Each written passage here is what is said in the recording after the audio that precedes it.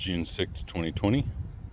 This is the side yard, and it's just kind of starting to bloom. We'll start over here on this side today. We've got a lot here now. It's used to be all grass. So this is a food yard, but the homeowner association won't let you have food in the yard. So I hid it. This is part of the screen. This is food. That's a fig, and it's a Texas everbearing fig, Texas everbearing. And this will be the first year we got figs off it. This is year number 5, so I'm pretty excited that we're finally getting figs off of it. Nice big mountain laurel. We got a couple of them back there. Nice big Mexican feather grasses. I love the way this has turned out.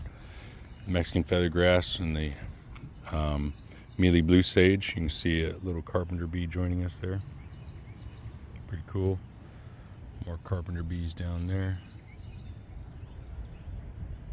on the mealy blue sage and the lantana, and I like that look. It looks good together, mealy blue sage, lantana. You can see behind it we've got still 2 artichokes left. Not sure how long that's going to last for, but whatever. We're going to see if we can make it go through the summer with the mist. The mist seems to be the key if you miss them. So mealy blue sage, and this is a type of Esperanza. I have 2 different types of red Esperanza over here, and I'll tell you what, there's about a month out of the year where nothing is blooming, like during the heat of August, maybe 2 weeks, maybe 3 weeks. These Esperanzas are the only thing blooming. These ones, not any other plant in this yard. Everything will be dormant except for this. And all the pollinators and hummingbirds and everything are coming right for this. So I'm keeping it, even though it's not my favorite plant. Here's a little zinnia. We let zinnias just pop up wherever. They don't take up a lot of room or whatever, so I just kind of spread the seeds. There's another one over here. There's another one over here. So a few zinnias popping out. Native lantana. So I did some experiments. I had 3 different kinds of lantana over here, and the butterflies come to this one. The butterflies come to the native, which is, I thought, very, very interesting that they come to the native. This is one that I kept. It's a smaller one, and it's non-native, but there are some butterflies that come to this one, and this is the Dallas red. You can tell it's a little bit more red, but so I do have one different one.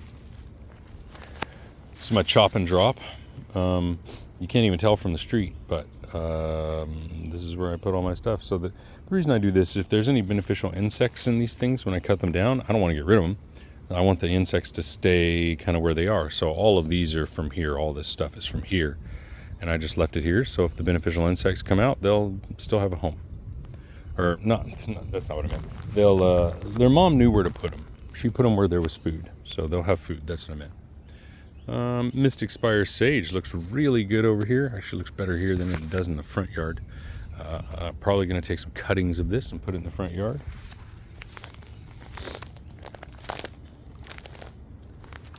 And one of my favorite, sensitive briar. Love this plant here. So this is really interesting. So for several years, the cone flowers have come up and dominated this area, and now it looks like they're largely gone. Like, I don't think the cone flowers really grow well in this area, but it says they're native. But they're just, there was like 50 of them over here, and they're gone. There's a couple coming up.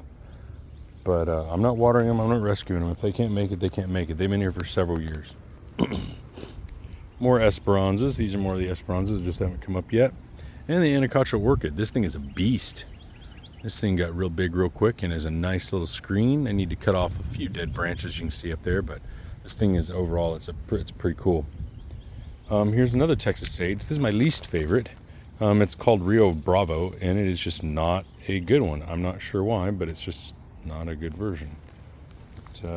It's everyone else's favorite. Everyone loves that one, just not me.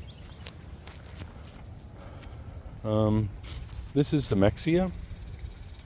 This is about as full bloom as you're ever going to see it. It's never really in full bloom, but it's always kind of in some bloom, which is the reason I have it. Now, the interesting thing is, remember I said there's a period of time where there's nothing in bloom? Yeah, this won't be in bloom either. The only thing that'll be in bloom is those red Esperanzas. Oh, the cannas are coming out really, really nice. So I transplanted all these cannas here. And I think they like it here. Got some more back there underneath the Anacacia orchid. Gonna transplant those. That's looking good. I really like the nice contrast between the big leaves and the small leaves. More Greg's Mistflower, Greg's Mistflower, Greg's Mistflower. Now here it looks kind of nasty. However, there's a story. I had nettles growing in here. Here we are, nettles. They're coming back right there, nettles. And I laid waste to all of them last year. I just killed it. I've been trying to fight these nettles for years, and so I had to get some weed killer. I never use weed killer in my yard. It's only the second time I ever did it, but I did it, and it looks like I did not successfully kill the nettles, so I need to get back over here. But that's the reason there's a big bare patch here, is because I just laid waste to the nettles. No, I'm not putting up with that anymore.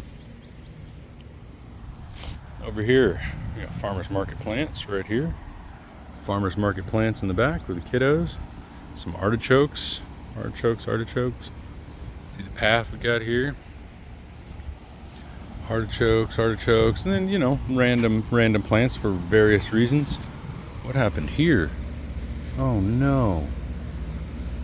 Oh no. Something happened there. Yeah, lots of different stuff. Some's being shipped to people, some's going to Houston, but lots of different stuff here. Cannas and stuff like that.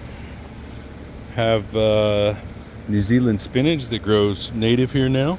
That's kind of part of my emergency plan, and it's all over. You'll see it all over the garden. It's just part of the ground cover. I let it grow. It's spinach.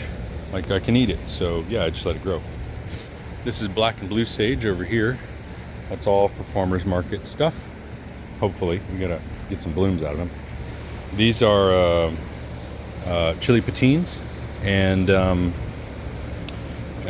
these went really fast last year, so I grew a whole bunch of them this year. There's a passion vine here. Passion vine growing up. Trellis here. Trying to get some more Gulf fritillary, I think is what they're called. Gulf fritillaries. So, you know, for years I've tried to have sunflowers here for years and years and years, and the deer eat them. I don't know why they don't eat them in the wild, but they eat them in my yard. So yeah, we've got a whole bunch. You can see how tall they are. They're sticking way above the fence. They have to be 9 feet tall right now. It's a 6-foot fence.